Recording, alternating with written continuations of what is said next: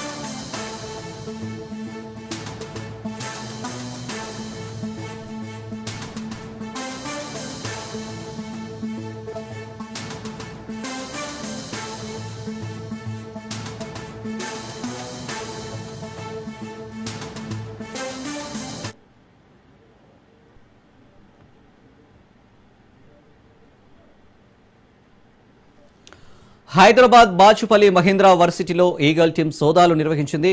Shri Maruti courier ద్వారా ఢిల్లీ నుంచి drugs సరఫరా అయినట్లు నిర్ధారించారు. గతంలో నైజీరియన్ నిక్ నుంచి ఎండిఎంఏ కొనుగోలు చేసి పలు పబ్స్లో విద్యార్థులు పార్టీ చేసుకున్నట్లు గుర్తించారు.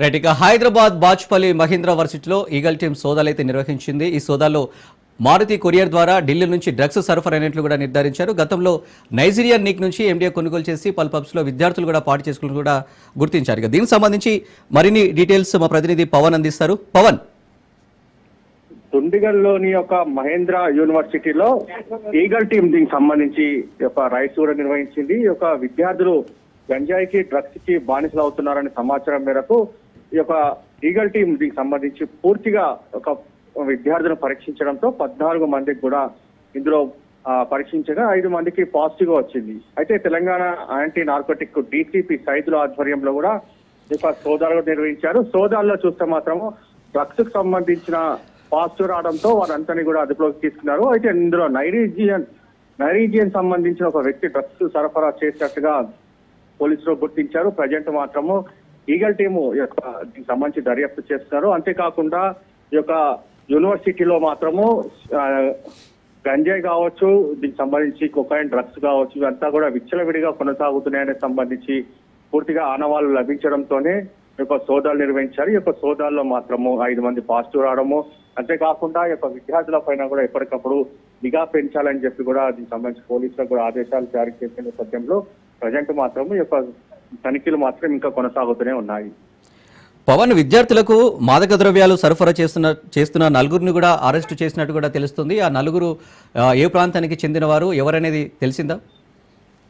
అయితే నలుగురిని మాత్రం అదుపులోకి తీసుకున్నారు. ఈ యొక్క డ్రగ్స్ సరఫరా చేసిన నేపథ్యంలో ఈ యొక్క ఇన్ఫర్మేషన్ రావడంతోనే వారిని అదుపులోకి తీసుకున్నారు. అదుపులోకి తీసుకొని ఎవరికి ఇచ్చారని చెప్పి కూడా వారిని విచారించగా ఒక యూనివర్సిటీకి సంబంధించిన కొంతమంది పేర్లను చెప్పడంతోనే వారికి ఒక టెస్ట్ కూడా నిర్వహించారు. అయితే వాళ్ళంతా కూడా ఇందులో నైజీరియాకి సంబంధించిన ఒక ఇద్దరు వ్యక్తులుగా ఉన్నట్టుగా తెలుస్తుంది. ఇంకా పోలీసులు మాత్రం ఇంకా పూర్తి వివరాలు కూడా చెప్పాల్సి ఉంది. ఎందుకంటే ఇప్పటికే ఈ యొక్క కేసుకు సంబంధించి దర్యాప్తు చేస్తున్నాము, దర్యాప్తు తర్వాత పూర్తి వివరాలు చెప్తామని చెప్పి పోలీసులు అంటున్నారు.